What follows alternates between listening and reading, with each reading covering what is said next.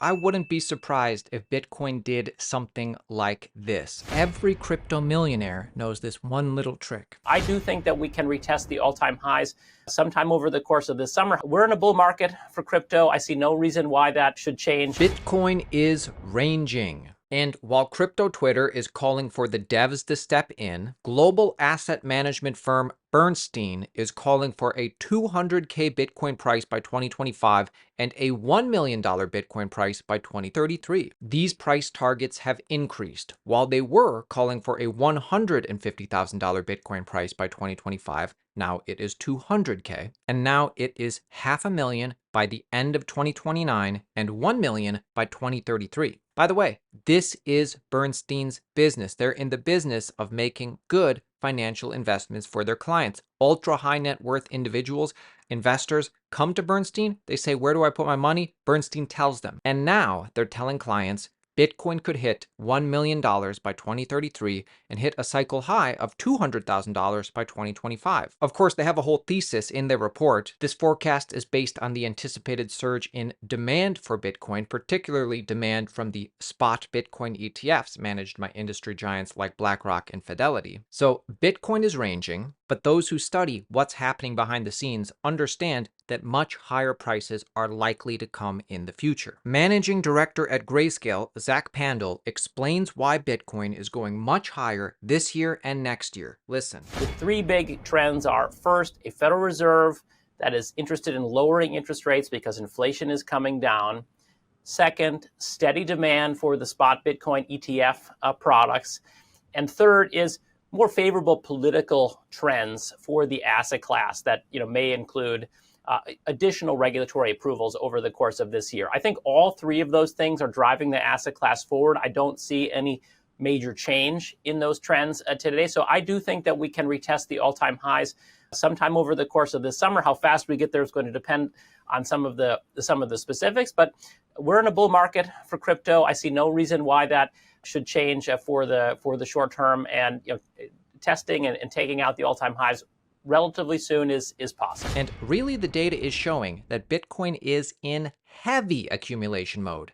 Whales bought 1.3 billion of Bitcoin. And you're bearish? Seriously, look at this chart. This chart shows inflows to accumulation addresses, inflows to addresses that have a history of not selling a whole lot of Bitcoin, just really Bitcoin flowing in, not a lot of Bitcoin flowing out. And you can see that the heavy buying really started around 2021 and has really increased just the last couple months. This is a huge metric. This time is different. Coinbase CEO Brian Armstrong at Coinbase's State of Crypto Summit talks about this year is different from any other year in crypto that they have ever seen. We're here at the State of Crypto Summit, the second one that Coinbase has hosted, and the vibe is it's good here. I mean, 56% of the Fortune 500 are now doing something on-chain when we go and survey executives from those companies. So the biggest companies in the world, whether it's BlackRock tokenizing real-world assets, JP Morgan is doing things on-chain with Onyx,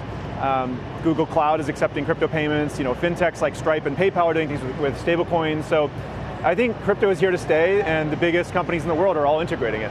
So why is this time different? Because Wall Street is here. Make no mistake about it, Wall Street is here. Crypto is mainstream now. They are increasingly getting in, and it's just started. Bitwise CIO Matt Hogan explains exactly this. I think they're increasingly engaged. This is the era where crypto goes mainstream.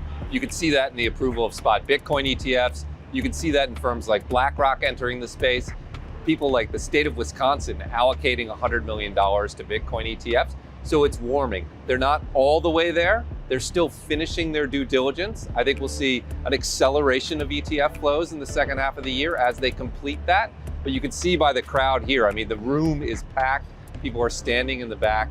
So there is huge interest from Wall Street. So I wouldn't be surprised if Bitcoin did something like this. So this is last summer's consolidation and breakout visualized this summer. Obviously not saying it's going to repeat exactly like this, but serves as a reminder of what's possible and patience that might be needed. You don't deserve Bitcoin like this if you can't handle Bitcoin like this. Either way, we are at a launch pad, pivot point. Every other time that Bitcoin has broken above all-time highs like this, it really rallied. It really rallied. And this is what we're waiting for right now. We're having the retest right now. Let's see the rally. Now, it's not just Bitcoin anymore, obviously. And it's pretty exciting that we're in a crypto cycle where Bitcoin's blowing up, Ethereum's blowing up, other coins are blowing up.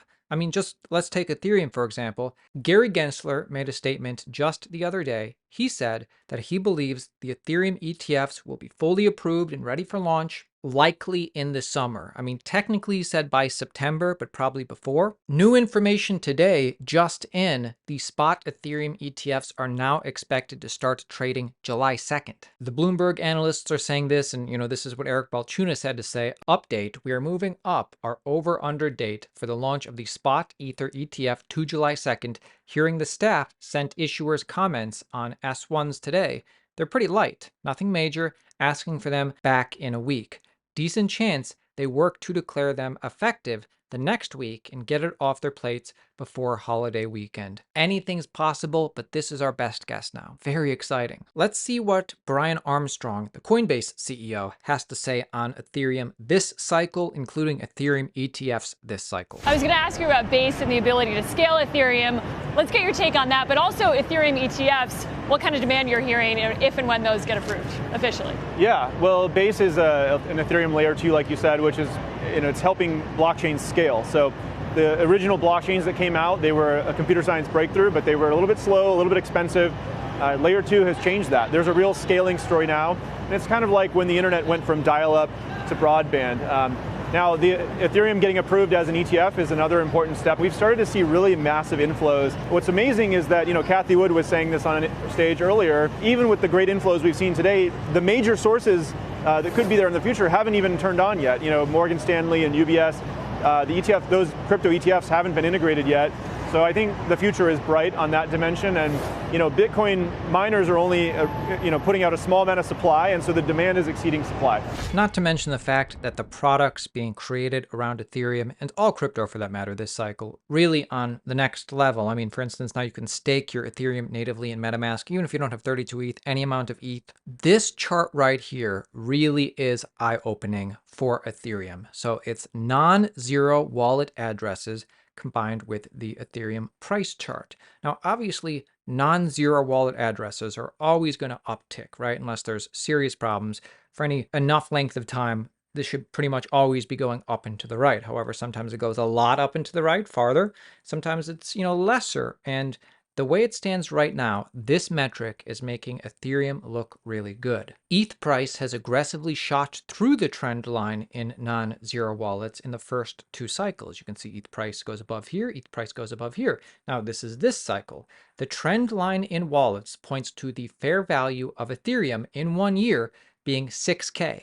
If the price overshoots again by 2x, like it often does, this puts ETH at 12K around the peak of this cycle. And then, of course, with Bitcoin and Ethereum thriving, Solana thriving, Chainlink, so many other projects, money's going to flow downhill, right? We're going to get that wealth effect. This always happens after Bitcoin breaks all-time highs. People feel like, I can only get a 2, 3x in Bitcoin, a 3, 4x in Ethereum. I need to look to some of these larger caps or even smaller caps. And every crypto millionaire knows this one little trick. We'll be speaking at Bitcoin Nashville this year in July. Use code Altcoin Daily for 10% off tickets, linked below. My name is Aaron. This is Altcoin Daily. It's turning into a great year. I'm so bullish on 2024 and 2025. Stay subscribed. Any of our videos over the last 6 months, still great videos for you to watch. Get a lot of current alpha. I mean, seriously, if you're looking for top altcoins, so many different questions you might be having, any videos from the past 6 months are still really good. And we've got a great interview with Charles Hoskinson dropping soon. So many things yet to come. Stay subscribed. See you tomorrow.